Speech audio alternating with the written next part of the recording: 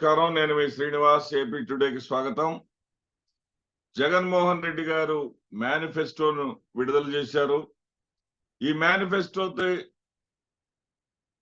Manifesto విడుదలతోటి ఒక master stroke ఇచ్చారని చెప్పాలి. ఎందుకంటే చేసేదే చెప్తాను, చెప్పింది చేస్తాను. మేనిఫెస్టో అంటే జగన్ అనే విధంగా చాలా రియాలిటీకి దగ్గరగా, చాలా అద్భుతంగా ప్రజలకు కనెక్ట్ అయ్యే విధంగా చాలా చక్కగా చెప్పి ఉన్నాడు ఆయన. మేనిఫెస్టోలో అద్భుతాలు ఏం లేవు.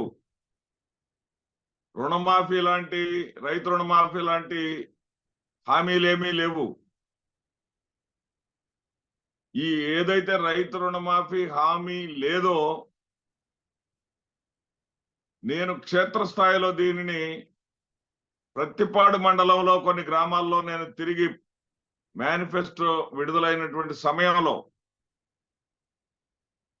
కొండేపాడు, కొయ్యవారిపాలెం అనేటువంటి గ్రామాల్లో నేను తిరిగి వాళ్ళని అడిగితే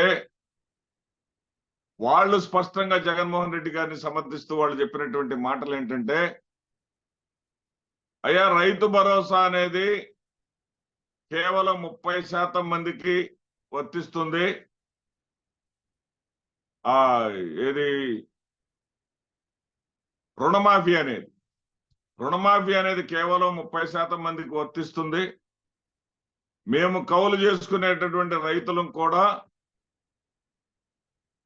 మేము నోళ్లు కట్టుకొని భూ యజమానికి రుణమాఫీ వర్తింపజేసే విధంగా వాళ్ళు అడిగిన దగ్గర మేము సంతకాలు చేయాలి.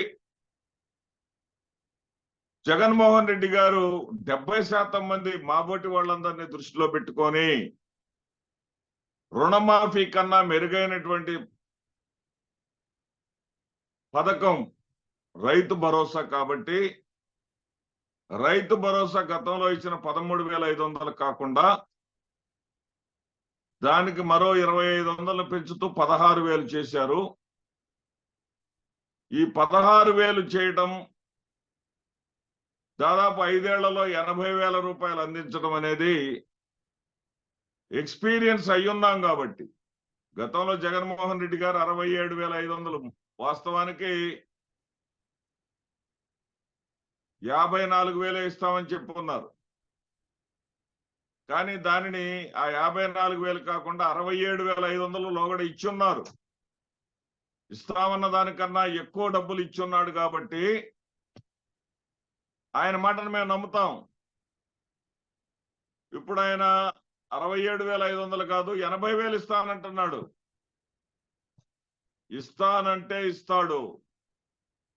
ఇస్తానని ఇచ్చినటువంటి చరిత్ర ఆయనకు ఉంది. కాబట్టి ఆయన మార్గమే కరెక్టు, ఆయన చెప్పిందే నిజం అని చెప్పడం జరిగింది.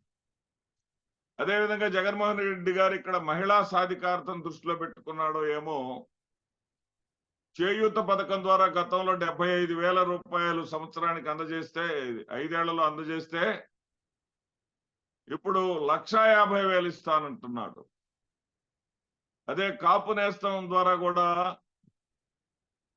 60,000 మందికి ప్రయోజనం కలిగే విధంగా 60,000 రూపాయలను అందజేస్తే ఇప్పుడు 1,20,000 అందజేయటానికి అంగీకరించాడు. అదేవిధంగా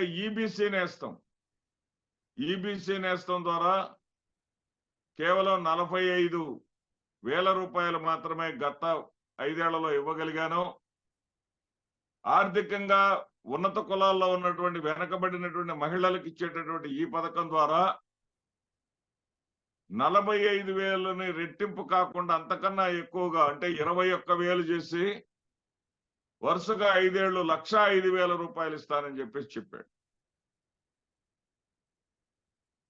ఇంతకు మించి సంపద సృష్టించి, నేను సంపద సృష్టించాను, ఇదిగో నేను సృష్టించిన సంపద. గతంలో సంపద సృష్టిస్తానని గొప్పలు చెప్పినటువంటి చంద్రబాబు సృష్టించినటువంటి సంపద ఇదిగోండి. ఆయన కన్నా నేను ఇన్ని వేల కోట్ల రూపాయల అదనంగా సంపద సృష్టించాను. కరోనా కష్టకాలంలో సైతం సంపద సృష్టించి చూయించాను. ఇక్కడ జగన్మోహన్ రెడ్డి గారు 10 రూపాయలు ఇస్తున్నాడు, 100 రూపాయలు తీసేసుకుంటున్నాడు అనేటటువంటి తప్పుడు ఆరోపణలు చంద్రబాబు నాయుడు అనుకో చేస్తున్నారు.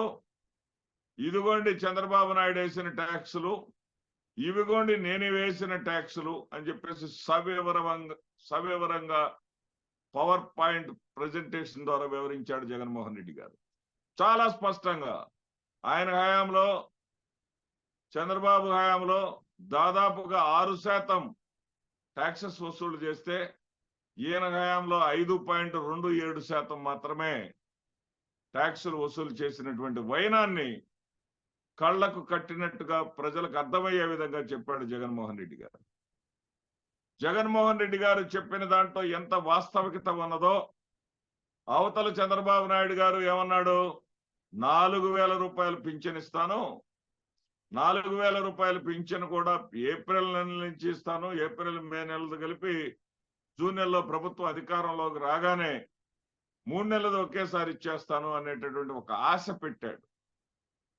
ఆశ పెట్టినటువంటి ఈ మహానుభావుడు అధికారంలో ఉన్నప్పుడు చేసినంత గుర్తు చేసుకుంటున్నారు ప్రజలు.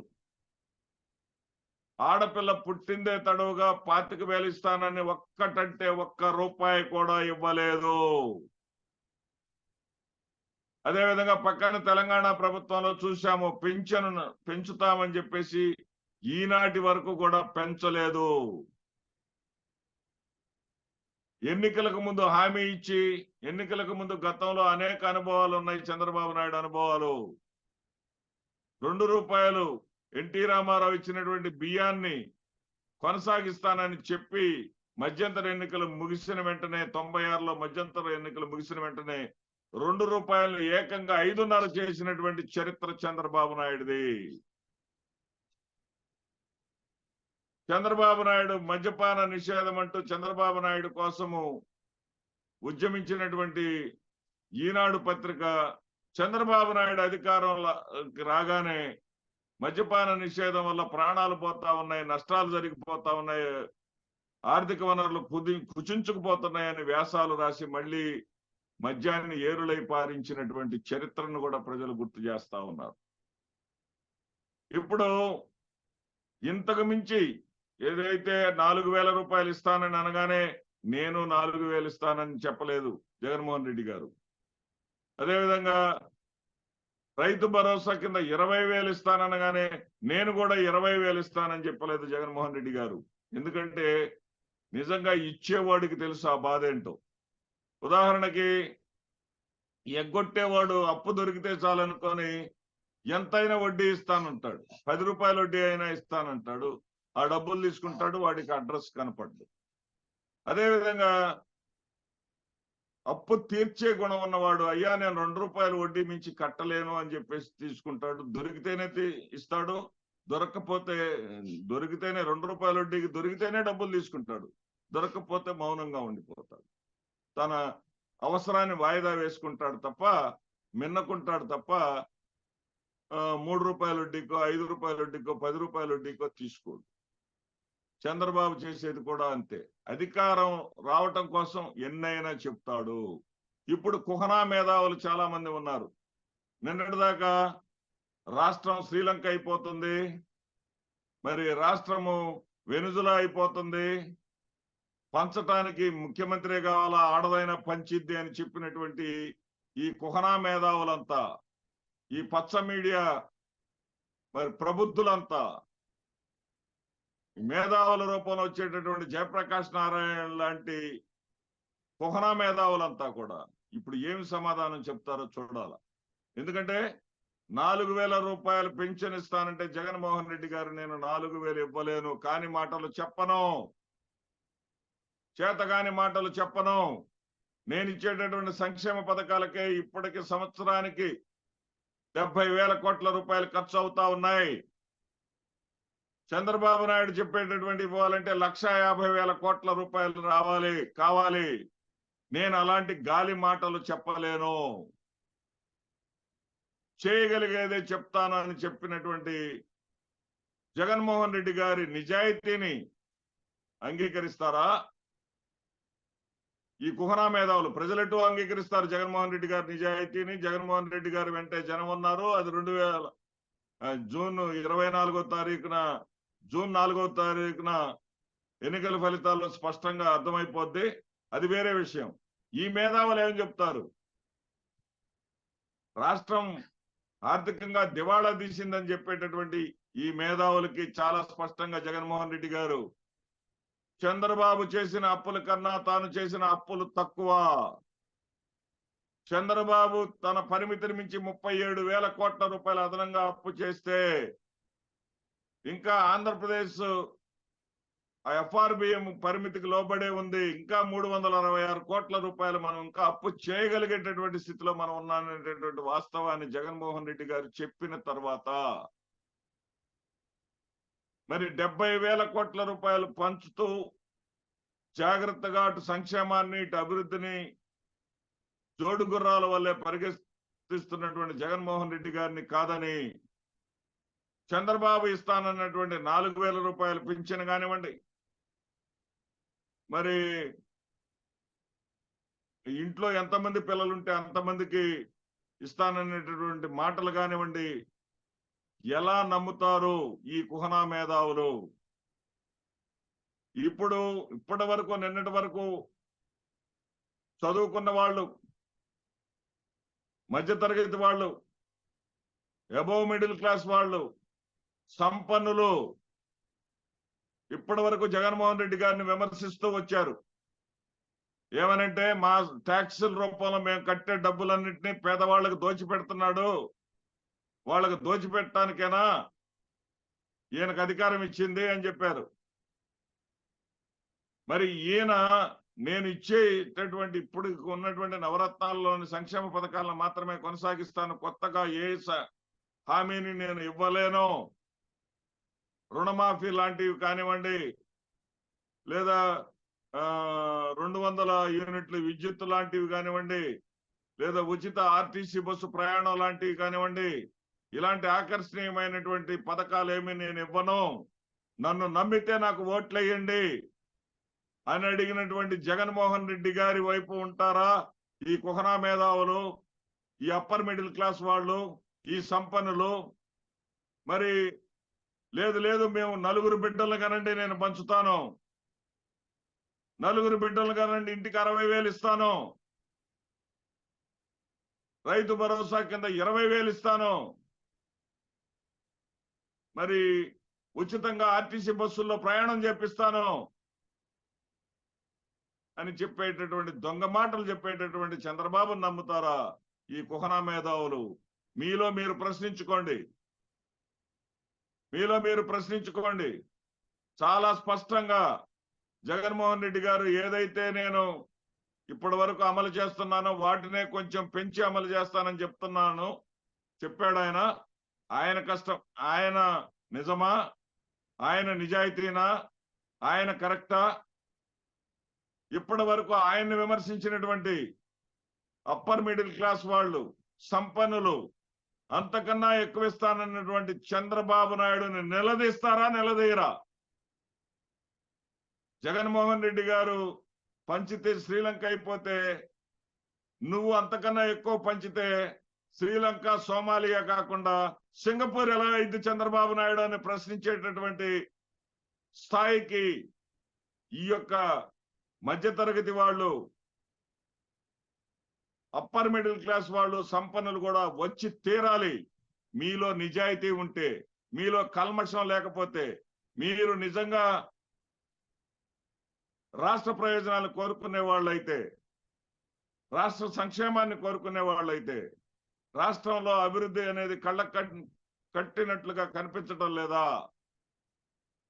అదేవిధంగా అభివృద్ధి పరంగా కూడా అనేక అంశాలను జగన్మోహన్ రెడ్డి గారు చెప్పారు. రాబోయేటటువంటి